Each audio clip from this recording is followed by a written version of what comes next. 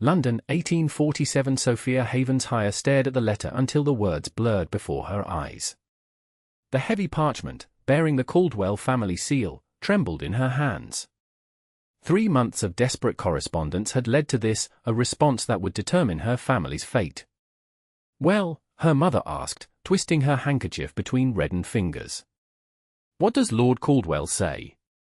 Sophia looked up, her throat tight with unshed tears. "He has agreed to the arrangement. His son, Xavier Caldwell, the Count of Thornfield, will take my hand in marriage. In exchange, all the father's debts will be settled." Her mother sank into a nearby chair, relief washing over her worn features. "Thank heavens! We are saved from ruin." "Saved, perhaps, but at what cost?" Sophia placed the letter on the small writing desk, one of the few pieces of furniture remaining in their once grand drawing room. Most of their possessions had been sold to satisfy creditors after her father's death 6 months prior. The discovery of his gambling debts had shattered their world, leaving them teetering on the precipice of destitution. "They say the Count is sickly," Sophia whispered. "That he hasn't been seen in society for over a year." "Rumors, my dear. You know how people talk." Her mother's voice lacked conviction. "Besides, what choice do we have? Your father's creditors grow more impatient each day." Indeed, what choice did they have? At 22, Sophia had resigned herself to spinsterhood after 2 disappointing seasons. Not for lack of suitors, her beauty had drawn many, but none had captured her heart. Now, that heart would be given to a stranger, a reclusive nobleman rumored to be at death's door. "When?" Sophia asked, her voice barely audible. "Lord Caldwell requests your presence at Thornfield Manor next week. The wedding will take place in their private chapel the following day." So soon. So final. Sophia gazed out the window at the bustling London street below, watching as a young couple strolled arm in arm, their faces alight with genuine affection. Such happiness would never be hers. "I shall begin packing at once," she said, gathering her composure. If she was to be sacrificed on the altar of financial security, she would do so with dignity. Rain lashed against the carriage windows as it wound its way through the Hampshire countryside. Sophia sat rigid, watching droplets race down the glass while her lady's maid, Ellen, dozed across from her. The journey from London had been interminable, each mile drawing her closer to her fate. Thornfield Manor appeared suddenly through the downpour, a massive stone structure silhouetted against the stormy sky. Gothic spires reached toward the heavens, while ivy crawled across ancient walls like grasping fingers. It looked less like a home and more like a mausoleum. The carriage halted before imposing oak doors. A servant appeared with an umbrella, escorting Sophia up rain-slick steps into a cavernous entrance hall. Inside, the air hung heavy with the scent of beeswax and something medicinal that made her nose wrinkle. "Miss Havenshire," announced a stern-faced woman, descending a grand staircase. "I am Mrs. Crawford, the housekeeper. We've been expecting you. Thank you for receiving me." "The journey was quite. Lord Caldwell awaits you in the library," Mrs. Crawford interrupted, already turning away. "Your maid will be shown to your quarters." Sophia straightened her spine, smoothing her travel-worn skirts as she followed the housekeeper through a labyrinth of corridors. Portraits of stern-faced Caldwells watched her passage, their eyes seeming to follow her movement with silent judgment. The library doors swung open to reveal a vast room lined with leather-bound volumes. A fire roared in a marble hearth, casting dancing shadows across the walls. Before it stood an imposing figure, tall, broad-shouldered, with silver threading through dark hair. "My lord," Mrs. Crawford announced, "Miss Havenshire has arrived." The man turned, revealing a handsome but severe countenance. "Thank you, Mrs. Crawford. That will be all." As the doors closed, Sophia dipped into a perfect curtsy. "Lord Caldwell, I presume. Thank you for your hospitality. Please, sit." His voice was cultured, controlled. "You must be weary from your journey." Sophia perched on the edge of a leather armchair, hands folded in her lap. "I confess I am, though eager to meet my intended." Something flickered across Lord Caldwell's face, hesitation, perhaps regret. My son is indisposed this evening. You shall meet him tomorrow before the ceremony. Indisposed? Sophia echoed, unease prickling along her spine. Xavier's health is delicate. It is why we've arranged this match with such haste. He poured amber liquid from a crystal decanter. Brandy? No, thank you. Lord Caldwell sipped his drink, studying her over the rim of his glass. I must be frank, Miss Havenshire. My son needs a wife, an heir, and companionship in what may be his final years. In return, your family's debts will be cleared, and you shall want for nothing materially. The cold calculation of it stole Sophia's breath. I understand our arrangement, my lord. Do you? He set down his glass. Tomorrow you wed a man you've never met, who may not live to see next Christmas. The Caldwell name must continue, Miss Havenshire. That is your duty now. A clock chimed somewhere in the vast house, breaking the tense silence. I should retire, Sophia said, rising. Tomorrow will be insignificant. Lord Caldwell nodded. Indeed. One final matter, my son's condition must remain private. Society whispers enough already. The official story is that he's been traveling abroad, recuperating from a hunting accident. Of course. Sophia moved toward the door, then paused. May I ask the nature of his illness? Lord Caldwell's expression hardened. That is for my son to share, should he choose to. Good night, Miss Havenshire. Sleep eluded Sophia. Her assigned bedchamber, though luxurious, felt oppressive with its heavy draperies and ornate furniture. Near dawn, she rose and dressed herself, unwilling to wake Ellen after their exhausting journey. The manor was silent as she slipped into the corridor. Perhaps a walk would clear her mind before facing what lay ahead. She wandered aimlessly, eventually finding herself in a long gallery adorned with more family portraits.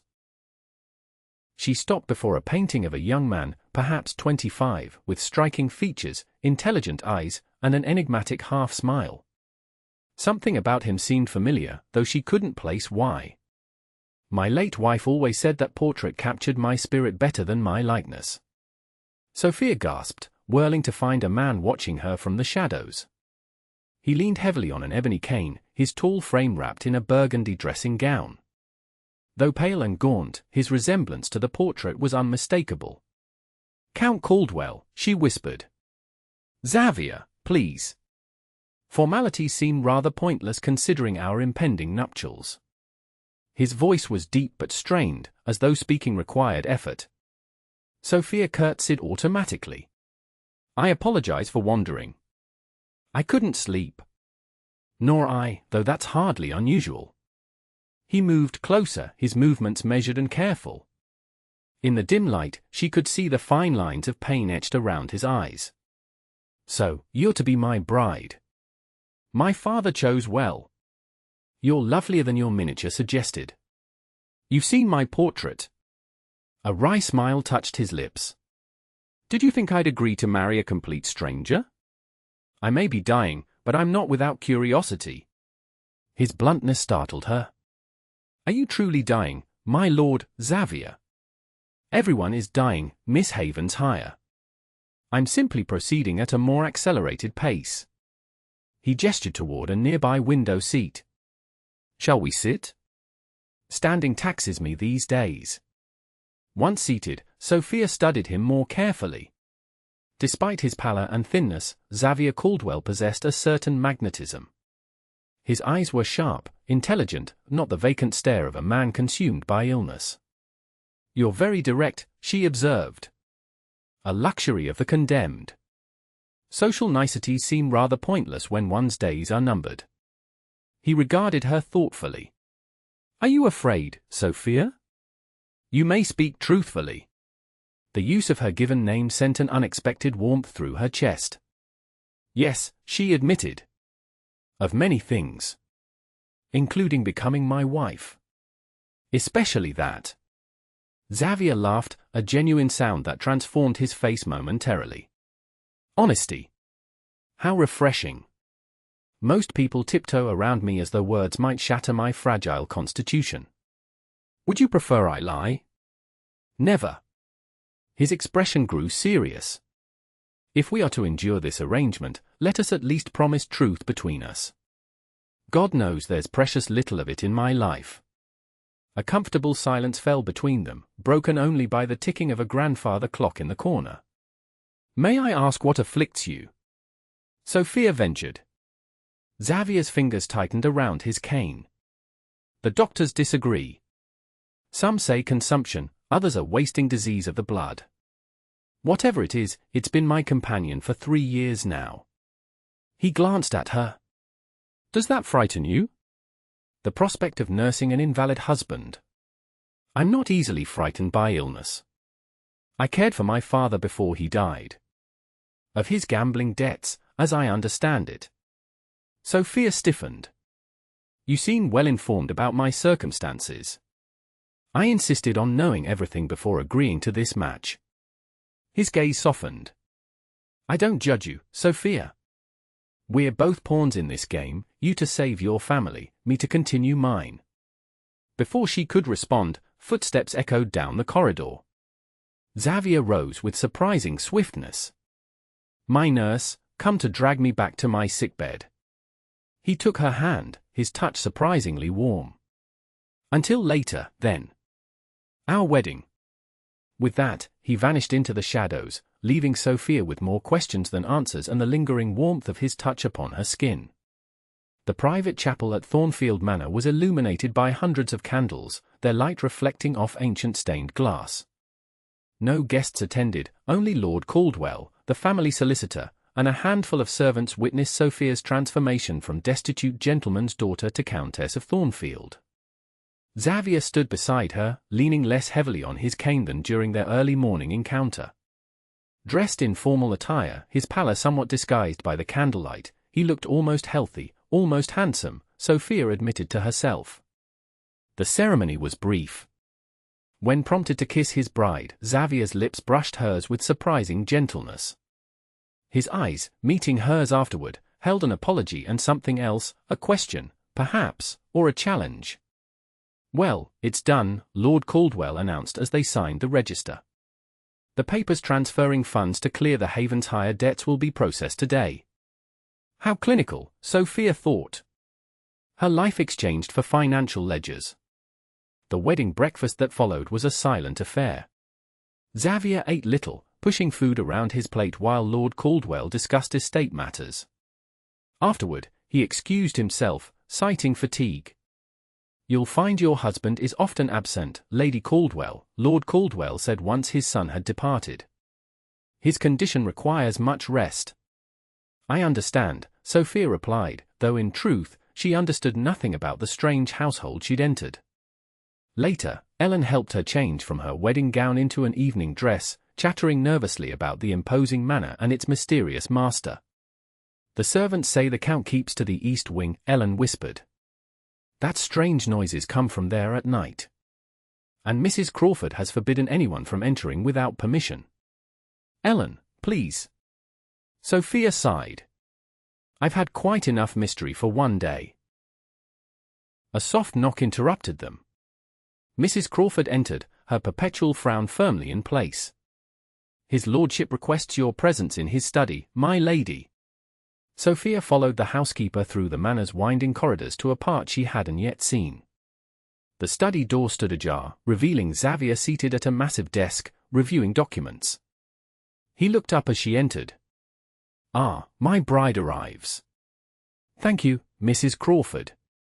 When they were alone, Xavier gestured to a chair opposite his desk. Please, sit. I imagine you have questions.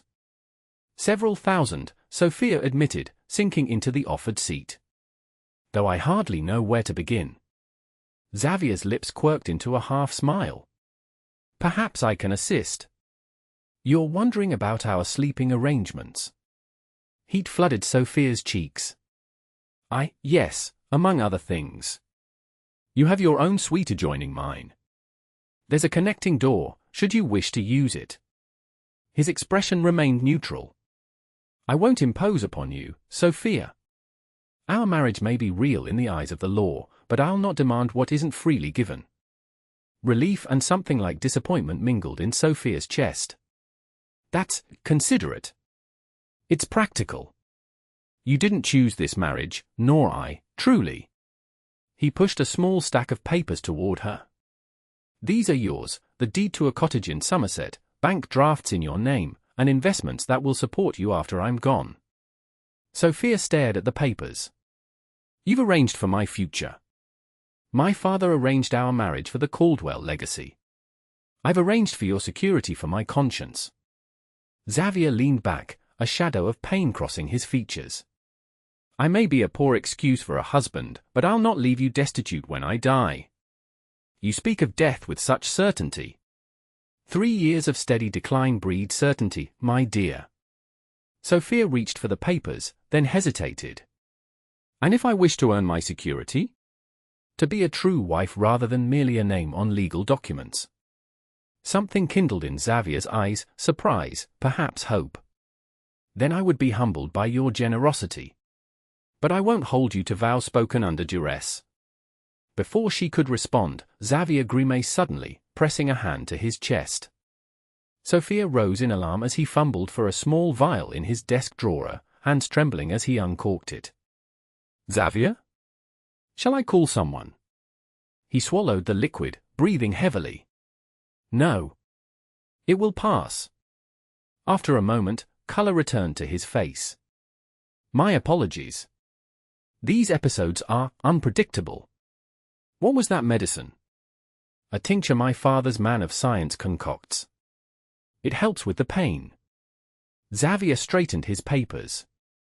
Which brings me to another matter. The East Wing contains my treatment rooms. I must ask you not to enter without invitation. Ellen mentioned servants speaking of strange noises. Xavier's expression hardened. Servants gossip. The treatments are experimental. Sometimes painful. I prefer privacy during those moments of weakness. Of course, Sophia said, though curiosity burned within her. Is there anything I can do to help? His features softened. Your concern is touching, but unnecessary. Now, shall we discuss more pleasant matters? As my wife, you're mistress of Thornfield. The household staff awaits your direction. The abrupt change of subject was clear dismissal of her concern, but Sophia recognized the pride beneath his words. I'll speak with Mrs. Crawford tomorrow. Excellent. Xavier rose slowly. If you'll excuse me, I must rest before dinner. Perhaps you'd like to explore the gardens? They're quite beautiful, even in autumn. As Sophia left the study, she couldn't shake the feeling that beneath Xavier's forthright manner lay deeper secrets, ones he had no intention of sharing with his convenient bride. Weeks passed, and Sophia settled into a strange half-life at Thornfield Manor. She revitalized neglected gardens, reorganized the household staff, and brought warmth to rooms long closed. The servants, initially wary, gradually accepted her authority. Xavier remained an enigma. Some days he appeared almost healthy, joining her for meals or accompanying her on short walks through the gardens. Other days, he vanished into the East Wing, emerging pale and weakened. He never spoke of his treatments, though occasionally Sophia glimpsed unfamiliar men arriving with cases of equipment. One rainy afternoon, Sophia sat in the library cataloguing books when Xavier appeared unexpectedly. Hard at work, I see, he observed, settling into a nearby chair. You've transformed this place in just a month. Mrs. Crawford actually smiled yesterday, a terrifying sight. Sophia laughed. The manor needed a woman's touch. Indeed it did. Xavier studied her, his gaze warm. You're not what I expected, Sophia Caldwell. Oh? And what did you expect? Someone who would tolerate our arrangement, perhaps even resent it. Instead, you've embraced this life with remarkable grace. Sophia set aside her ledger. What choice did I have? Many, actually. You could have been coldly efficient, or withdrawn into yourself. Instead, you've brought life back to Thornfield. He leaned forward. Why? The question caught her off guard. I suppose because it gives me purpose. And because I've come to care about this place. About its people. Its people? Or its master? Xavier's voice was light, but his eyes searched hers intently. Before Sophia could answer, the library door opened. Lord Caldwell entered, accompanied by a striking woman in an expensive travelling costume. Ah, there you are, Lord Caldwell said. Xavier, Lady Sophia, may I present Lady Victoria Sullivan? She's just returned from Paris. The woman swept forward, her perfume filling the space between them. Xavier, darling. How you've wasted away. She extended a gloved hand, which Xavier took with visible reluctance. And this must be your bride. How convenient for everyone. Sophia felt the sting of the words, but maintained her composure. Lady Sullivan. Welcome to Thornfield. Victoria was a dear friend of Xavier's late mother, Lord Caldwell explained. She'll be staying with us for some time. How lovely, Sophia replied, though the gleam in Victoria's eye suggested nothing lovely about her visit. Xavier's expression had closed, the warmth of moments ago replaced by cold civility. You'll excuse me. I find myself suddenly fatigued. As he left, Victoria's gaze followed him, naked longing in her expression. Still stubborn as ever, she murmured. Though time has softened him somewhat. Lady Sullivan will take the blue suite, Lord Caldwell announced. See to it, would you, Sophia? It was a dismissal, reducing her to the role of housekeeper rather than mistress of Thornfield. Sophia nodded stiffly, unable to miss the triumphant smile that played around Victoria's painted lips. That evening, Xavier did not appear for dinner. Lady Victoria dominated conversation, regaling Lord Caldwell with Paris gossip while making pointed remarks about poor Xavier and his youthful indiscretions.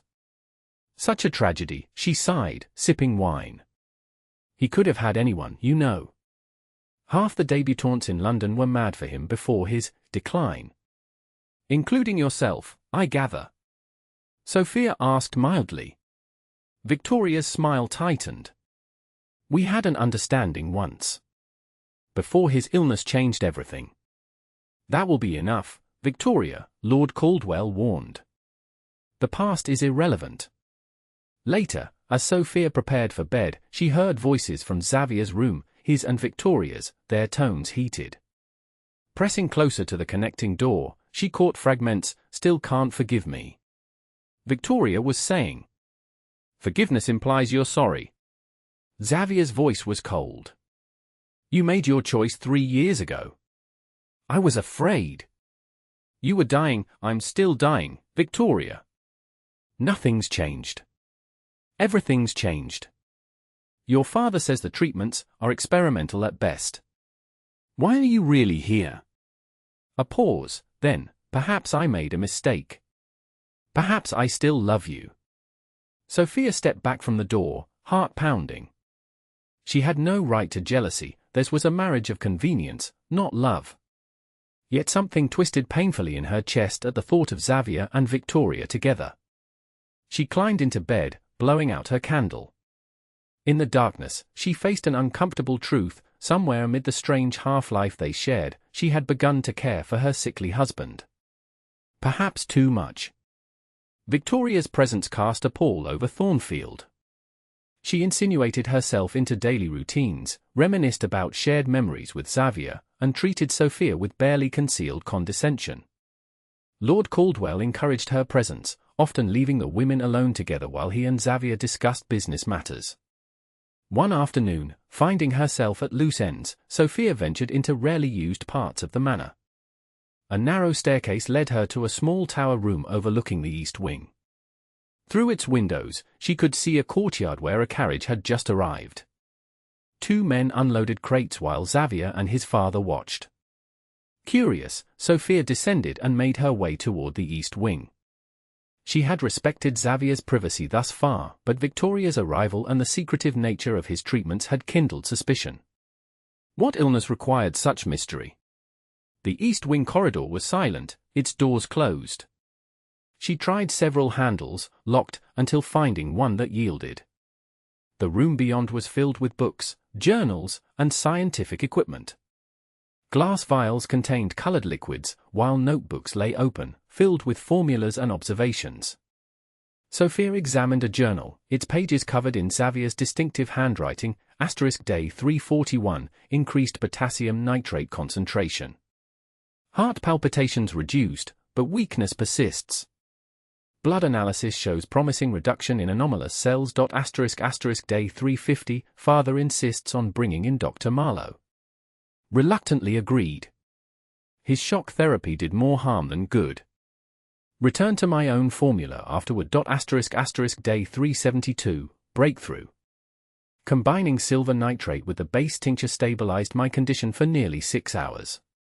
Pain subsided completely. Must refine dosage. Side effects include heightened sensitivity to light and sound. ***. Sophia frowned, puzzled. These didn't sound like treatments for consumption or any wasting disease she knew. Finding anything interesting? She whirled to find Victoria in the doorway, a knowing smile on her lips. I was looking for Xavier, Sophia said, setting down the journal. In his private laboratory? How convenient. Victoria sauntered into the room, trailing fingers across the equipment. He hasn't told you, has he? About his condition? About our past? It's not my place to pry. Victoria laughed. Such a proper little wife. Did you know Xavier and I were engaged? Before his accident. Sophia stiffened. What accident? Oh my. He really has kept you in the dark. Victoria leaned closer. 3 years ago, Xavier was conducting experiments, dangerous ones. There was an explosion. He was never the same afterward. What kind of experiments? Ask your husband. Victoria smirked. Though I warn you, he doesn't appreciate curiosity. It's why our engagement ended. I asked too many questions. Footsteps in the corridor silenced them. Victoria's expression shifted to one of concern as Lord Caldwell appeared. Lady Sophia, Victoria, you shouldn't be here. His tone was sharp. This wing is restricted. Forgive me, Victoria said sweetly. I was showing Lady Sophia the way to the conservatory and we got turned around. Lord Caldwell's suspicious gaze lingered on Sophia. The conservatory is in the opposite direction. Please, both of you, return to the main house. As they left, Victoria whispered, Xavier isn't the only one with secrets, my dear. Ask him about the Caldwell fortune sometime. Where it really comes from. That night, Xavier did not join them for dinner, sending word he was indisposed. When Sophia retired, she found a note slipped beneath her door, my dear wife, I understand you visited my laboratory today. While I appreciate your concern, I must insist on privacy regarding my condition and treatments. Some knowledge is dangerous, not just to possess, but to seek. Yours ***. The formal tone stung. For weeks, they had been building something like friendship, perhaps even the foundation for something more. Now his note felt like a wall erected between them. Unable to sleep, Sophia lit a candle and approached the connecting door. She hesitated, then knocked gently. Silence answered her. She was about to turn away when the door opened, revealing Xavier in a dressing gown, his hair disheveled. I apologize for disturbing you, she said quickly. I received your note and wanted to explain, there's no need. His voice was flat. Victoria has always excelled at manipulation. She mentioned an explosion. An experiment gone wrong. Xavier's jaw tightened. And you believed her? I don't know what to believe anymore. You keep so much hidden. For good reason. He sighed, running a hand through his hair. Come in, if we're to have this conversation. Xavier's bedroom was sparsely furnished but comfortable, with a fire burning low in the grate. He gestured for her to sit in one of 2 armchairs before it. Victoria tells half-truths, he said, settling opposite her. There was an accident in my laboratory 3 years ago. It's when my illness began. But it wasn't mere carelessness. What happened? Xavier studied her face, as if weighing how much to reveal. I was researching metallurgical transformations, specifically, methods to purify and enhance certain properties of silver. During one experiment, I was exposed to vapors that changed me. Changed you how? At first, I was stronger, healthier than I'd ever been. Then came the crashes, weakness, pain, periods where I couldn't bear light or sound. His fingers gripped the armrest. The doctors were baffled. My father brought specialists from across Europe. None could explain it. So you began experimenting on yourself, Sophia realized. The journals, the formulas. Yes. I've managed to create treatments that control the symptoms, but they're temporary. Each time, the effect lessens. His gaze met hers. Now you understand why Victoria left. Who would tie themselves to a man whose future holds only suffering and eventual death? The bitterness in his voice pierced Sophia's heart. Yet you married me, knowing this. My father insisted on an heir. I insisted on ensuring you'd be cared for after I'm gone. A sad smile touched his lips. I didn't anticipate growing to care for you, Sophia. That complicates matters. Her heart quickened. Caring needn't be complicated. Doesn't it? Xavier leaned forward. Every day I wonder if it will be my last of relative health. How can I ask you to watch me deteriorate? To bind your heart to mine when mine is failing? Perhaps that should be my choice. Sophia reached for his hand, finding it cold. Xavier, let me help you. Share your research with me. He withdrew his hand. No. The knowledge is dangerous. My work, it isn't conventional science, Sophia. It delves into areas better left unexplored. What do you mean? Xavier stood abruptly. It's late. You should return to your room. The dismissal stung. As you wish, my lord. As she reached the door, Xavier called after her. Sophia. When she turned, his expression had softened. Be wary of Victoria. She wants something, though I'm not yet certain what. Sophia nodded, returning to her room with more questions than answers, and a growing certainty that Thornfield Manor held darker secrets than a sickly count and his mysterious illness. The following days brought autumn storms that rattled windows and sent servants scurrying to check for leaks in the ancient roof. Sophia found herself increasingly isolated. Xavier sequestered himself in the East Wing, Lord Caldwell departed for London on business, and Victoria watched her with calculating eyes. One evening, as wind howled outside, Sophia discovered the manor's extensive archives. Tucked away in a forgotten room, shelves of ledgers and correspondence chronicled generations of Caldwells. With nothing better to occupy her time, she began reading, starting with recent volumes. What she found disturbed her. The Caldwell fortune, supposedly built on land holdings and prudent investments, showed unusual patterns. Massive influxes of capital appeared regularly, with vague explanations of foreign investments or mineral rights. More curious were references to a special collection that required particular security arrangements. Her explorations were interrupted by Mrs. Crawford, who appeared silently in the doorway. His lordship requires you, my lady. Urgently. Alarmed, Sophia followed the housekeeper to Xavier's chambers, where she found him collapsed on the floor, body convulsing. A broken vial lay nearby, its contents spilled across the carpet. Xavier! She rushed to his side, cradling his head as tremors racked his body. His skin burned with fever, eyes rolled back. Mrs. Crawford, fetch help. No. Xavier gasped, fingers clutching her arm with surprising strength. No doctors, formula, cabinet.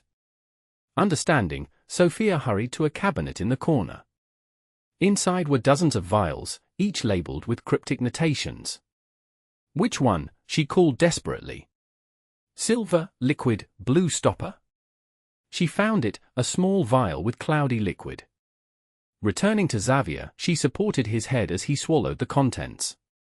Almost immediately, the tremors subsided. His breathing steadied, though his skin remained feverish. "Help me to bed," he whispered. Together with Mrs. Crawford, Sophia managed to get him onto the mattress. His nightshirt, soaked with sweat, clung to a frame far more muscular than his usual attire suggested.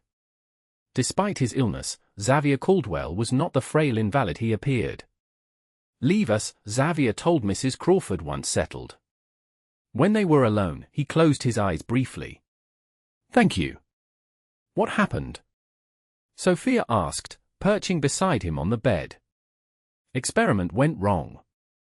Dosage too high." "You're still experimenting on yourself?" Outrage colored her voice. "Xavier, this is madness. You need proper medical care." A weak laugh escaped him.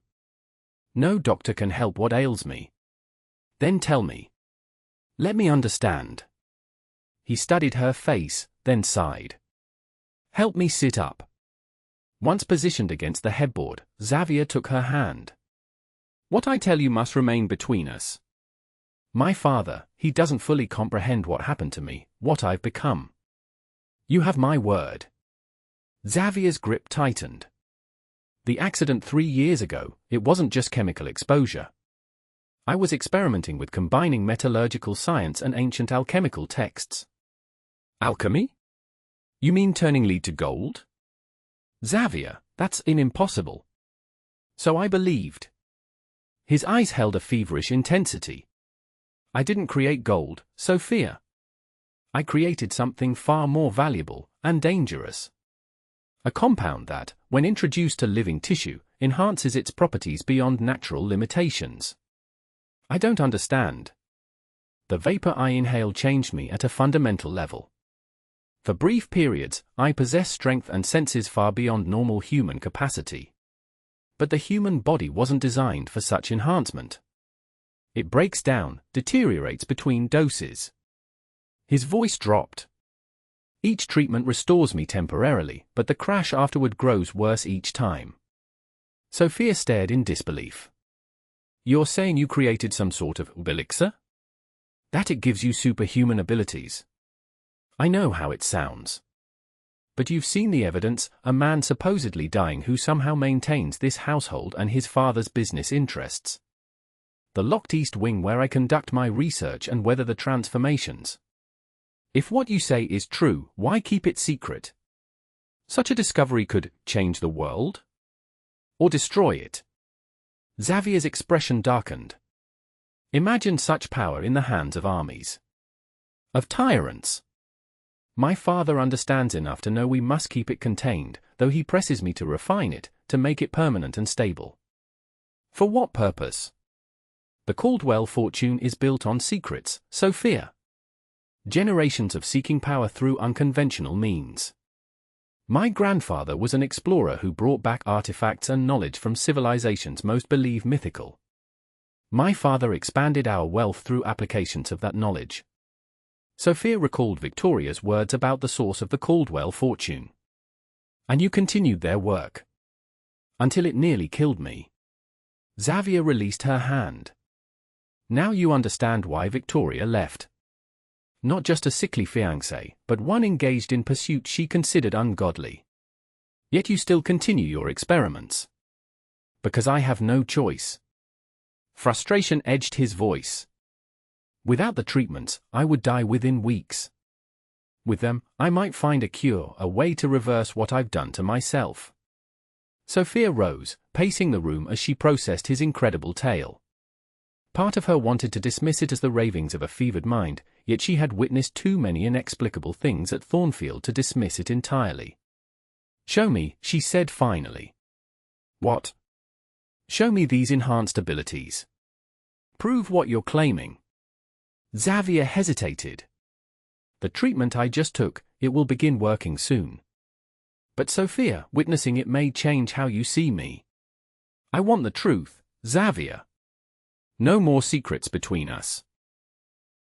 He nodded slowly. "Wait here." Xavier rose from the bed with surprising steadiness. He moved to his writing desk and picked up a heavy brass paperweight. Without apparent effort, his fingers pressed into the metal, deforming it like clay. When he opened his hand, the paperweight bore the perfect impression of his fingertips. "My God," Sophia whispered. "The effects are temporary," Xavier said, returning to bed as though the demonstration had cost him. "And the price is high. Each time, recovery grows more difficult." Sophia approached him cautiously. "And there's no cure?" "Not yet. Though recently, I've made progress." He sank against the pillows, suddenly looking exhausted. "Stay with me?" "Just until I fall asleep." She settled beside him, taking his hand. As his breathing deepened in slumber, Sophia studied his face, the face of a man burdened by secrets she could scarcely comprehend. Whether his tale was true or delusion born of genuine illness, one thing was certain: Xavier Caldwell was not the simple invalid she had agreed to marry. And despite everything, she was falling in love with him. Victoria Sullivan was not pleased to discover Sophia emerging from Xavier's chambers the following morning. "Playing nursemaid, Lady Sophia? How domestic." Her smile didn't reach her eyes. "Though I wonder if you truly understand the man you've married." "Perhaps better than you think," Sophia replied evenly. Victoria stepped closer. "Did he tell you about his experiments? The blasphemous pursuit that ruined his health and our engagement?" "Xavier explained your departure quite differently." "Did he?" Victoria's perfectly arched eyebrow rose. "Did he mention how I begged him to stop? How I warned him that some knowledge wasn't meant for man to possess? You seem remarkably concerned for someone who abandoned him at his lowest." Anger flashed across Victoria's features. "You know nothing of what transpired between us. Xavier is obsessed with his research. It consumed him then, and it consumes him now. Yet you've returned. Why?" Victoria's expression shifted to one of calculation. "Perhaps I still care for him. Perhaps I hope to save him from himself." She touched Sophia's arm. "We could help each other, you know. Neither of us wants to see Xavier destroy himself." "What exactly are you proposing?" "An alliance. Help me convince Xavier to share his research with proper scientists. Men who could develop it safely, under controlled conditions." Victoria's voice lowered. "The Caldwell fortune is vast, but even it has limits. Lord Caldwell has invested everything in Xavier's work. To what end? Power, of course. The kind that makes fortune seem trivial." Victoria's gaze was intent. "Think of it, Sophia. As Xavier's wife, you could influence him. Convince him to see reason. And what would you gain from this arrangement?" Victoria's smile returned, sharp as a blade. "Let's just say I have interested parties who would reward such information generously. Enough that both of us could live very comfortable lives, regardless of Xavier's fate." The implication sent ice through Sophia's veins. "You're suggesting I betray my husband for money?" "I'm suggesting you secure your future. Xavier grows weaker each day. When he dies, do you truly believe Lord Caldwell will honor his son's provisions for you? A convenient bride, no longer necessary." Before Sophia could respond, a throat cleared behind them. Xavier stood in the hallway, pale but steady, his expression unreadable. "Victoria. Always plotting." His voice was cold. "Sophia, I'd like to speak with you alone." Victoria's composure never faltered. "We were just having a friendly chat. Women's talk." She departed with a rustle of expensive silk, leaving tension hanging in the air. Xavier gestured Sophia into his room. Once inside, he moved to the window, staring out at the rain-soaked gardens. What did she want? Sophia hesitated, then decided on honesty. She suggested an alliance. To convince you to share your research with outside scientists. She implied there would be a financial compensation. A bitter laugh escaped him. Victoria never changes. Always seeking advantage. He turned to face her. And what did you tell her? Nothing. You interrupted before I could respond. But you were considering it. His voice held no accusation, only resignation. No. Sophia moved toward him. Xavier, I would never betray you. Why not? We've been married barely 2 months. Our union was arranged for convenience, not devotion. Perhaps that's how it began, but Sophia stopped, uncertain how to continue.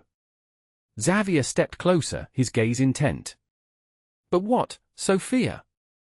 Heart pounding, she met his eyes. But it's not how I feel now. Something vulnerable flashed across his features. How do you feel? Courage failed her. I care what happens to you. I want to help you recover, not exploit your condition.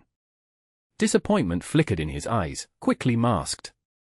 Your loyalty is appreciated. An awkward silence fell between them, filled with unspoken words.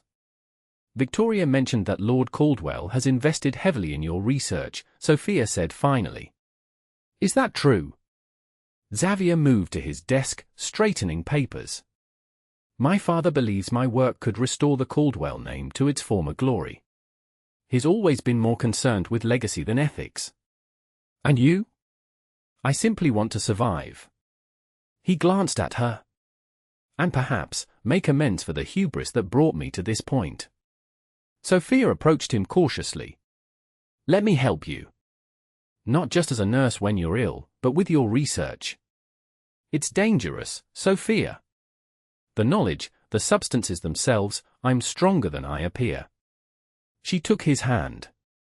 And 2 minds may find solutions where one cannot. Xavier studied their joined hands. You continue to surprise me, Lady Caldwell. Then you'll consider it. I'll do more than consider it. He squeezed her fingers. Tomorrow, I'll show you my true laboratory. The one hidden beneath this house. True to his word, the following evening Xavier led Sophia through the east wing to a bookcase that concealed a narrow stairway. Descending by lamplight, they entered a vast underground chamber filled with equipment far more sophisticated than the decoy laboratory upstairs. This has been here for generations, Xavier explained, lighting gas lamps that illuminated gleaming apparatus. My grandfather began the work, my father continued it, and I expanded it.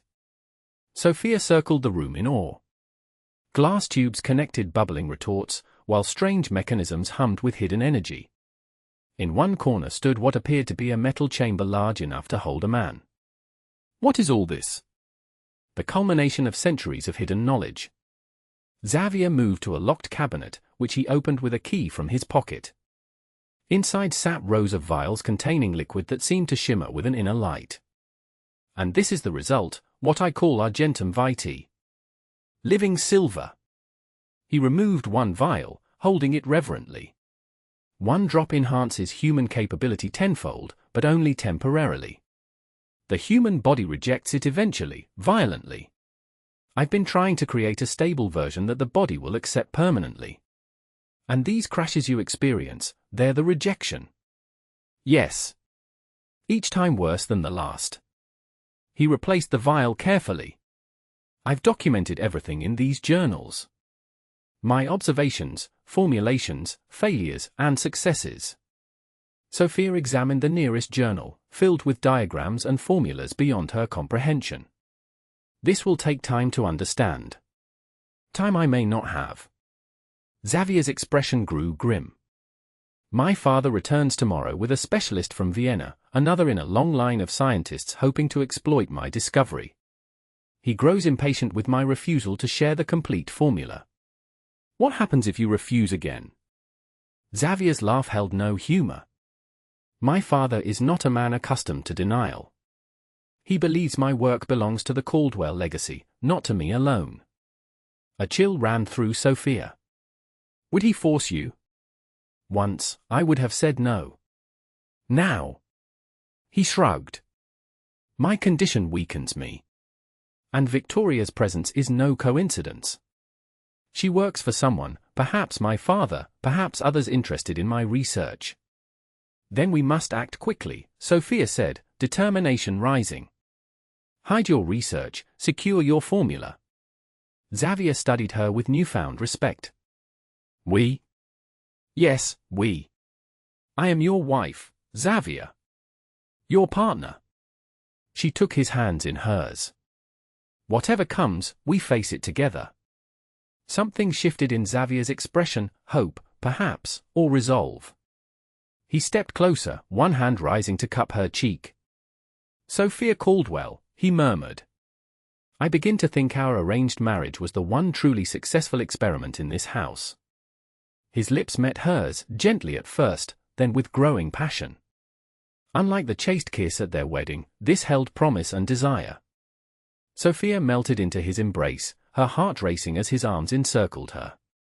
When they finally parted, both breathless, Xavier pressed his forehead to hers. I never dared hope for this. For you. Nor I for you. Sophia smiled. Now, show me everything. We have work to do before your father returns. Through the night, Xavier explained his research while Sophia took notes and organized his findings. As dawn approached, they had assembled a complete record of his work, one set to remain in the laboratory, another hidden where only they could find it. As they ascended the stairs, exhausted but triumphant, Xavier suddenly staggered, clutching the wall for support. Xavier! Alarm shot through Sophia as she steadied him. It's time for my treatment, he gasped. The crash is coming sooner than expected. They hurried to his chambers, where Xavier retrieved a vial from a hidden compartment. His hands trembled so violently that Sophia had to help him uncork it. This is different, she noted, observing the vial's golden hue. The others were silver. New formulation, Xavier managed between labored breaths. Potentially more stable. First trial. Xavier, you can't experiment on yourself in this condition, no choice. Sweat beaded his brow. Either this works, or he didn't finish, instead swallowing the liquid in one desperate gulp. For a moment, nothing happened. Then Xavier convulsed, collapsing to the floor as Sophia cried out in alarm. His body arched unnaturally, eyes rolling back. Veins stood out along his neck and forehead, pulsing with a strange golden light that seemed to move beneath his skin. A hoarse scream tore from his throat. Xavier! Sophia knelt beside him, helpless as the seizure continued. Just as she was about to run for help, his body went limp. Terrified, she felt for a pulse, finding it racing but steady. Xavier's eyes fluttered open, focusing on her face with startling clarity. Sophia, he whispered, his voice stronger than she'd ever heard it. I think it worked. He sat up without assistance, color flooding his previously pale cheeks. With seemingly no effort, he rose to his feet, flexing his hands as though seeing them for the first time. How do you feel?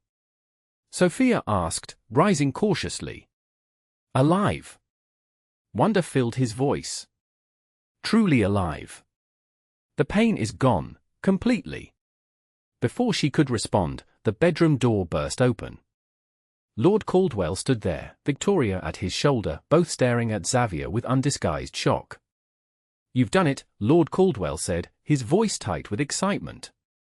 The formula is stabilized. Xavier stepped protectively in front of Sophia. Father! You've returned early. Clearly just in time. Lord Caldwell entered, his gaze calculating as he circled his son. Look at you, standing straight, color in your face. This is what we've worked toward. What I've worked toward, Xavier corrected. My research, my risk. Using Caldwell resources, in the Caldwell laboratory. Lord Caldwell's smile didn't reach his eyes. Now, you'll share the complete formula. Our investors grow impatient. Victoria stepped forward, her expression triumphant. You see, Xavier?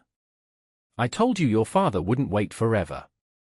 Understanding dawned on Xavier's face. You've been reporting to him. All this time. Of course she has, Lord Caldwell said dismissively. Victoria knows where her interests lie. As should you. He extended his hand. The formula, Xavier. Now. Xavier's posture shifted subtly, a predator coiling. And if I refuse? Something dangerous flashed in Lord Caldwell's eyes. Then perhaps Lady Sophia might persuade you. She seems to have gained your confidence. The threat, though veiled, was unmistakable. Xavier glanced at Sophia, something resolute hardening in his expression. Very well, father. You shall have what you want. His voice was eerily calm. But not here. In the laboratory, where I can demonstrate the proper procedure. Lord Caldwell nodded, satisfied. Excellent. We'll go now. I insist Sophia accompany us, Xavier added. Since you've involved her in this negotiation. As you wish. Lord Caldwell gestured toward the door. After you, my son. As they proceeded through the mansion toward the east wing, Xavier fell into step beside Sophia, his hand briefly touching hers. His fingers were warm, strong, utterly changed from the cold, trembling touch she'd grown accustomed to. Trust me, he whispered, so softly only she could hear. The secret laboratory felt different in the early morning light filtering through hidden apertures above. Xavier moved with newfound confidence among the equipment, selecting vials and mixing components while Lord Caldwell watched hungrily. The process requires precise timing, Xavier explained, his tone professional. The base compound must be heated to exactly the right temperature before introducing the catalyst. Victoria circled the room, examining equipment with the air of someone mentally calculating value. Your investors will be pleased, Lord Caldwell. This discovery will transform warfare, industry, everything. Investors? Sophia asked. Who exactly are you working with? Lord Caldwell's smile was cold. Powerful men who understand the value of power, my dear. Government officials, industrialists, military leaders across Europe. Men who can ensure the Caldwell name commands respect for generations. And the human cost. Sophia couldn't keep the disgust from her voice. Xavier nearly died developing this. Progress requires sacrifice, Lord Caldwell replied dismissively. Xavier continued working, seemingly oblivious to the conversation as he mixed chemicals with expert precision. Almost ready, father. The final catalyst must be added at precisely the right moment. He reached for a small vial of cloudy liquid. As he uncorked it, his eyes met Sophia's briefly, a warning. In that moment, she understood. Everyone stand back, Xavier commanded. This reaction can be volatile. Lord Caldwell and Victoria retreated several steps. Xavier added 3 drops of the catalyst to his mixture, which immediately began to bubble and emit a silvery vapor. Cover your faces! Xavier shouted, pulling Sophia behind a glass partition. The fumes are toxic. Lord Caldwell and Victoria scrambled for protection, but too late. The vapor expanded rapidly, filling the room with shimmering mist. Through the glass, Sophia watched them cough and stagger as the vapor enveloped them. What have you done? She whispered.